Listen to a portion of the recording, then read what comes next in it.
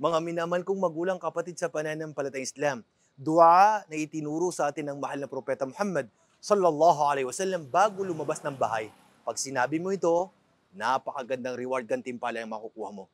Sabi mong Bismillah, tawakkaltu ala Allah, wala hawla, wala quwwata illa billah, yuqalu lahu, hudit, wa kufit, wa ukit, wa tanaha anu syaitan, na kung saan pag sinabi sa ngalan ni Allah, tunay na ako nagtitiwala sa Kanya at walang lakas at kapangyarihan maliban sa Kanya, and it will be said to him, sasabihin sa Kanya, na kung saan ikaw ay igaguide ni Allah, depended by Allah, and protected by Allah subhanahu wa ta'ala. At hindi lang yun, si Shaitan ay aalis, subhanallah.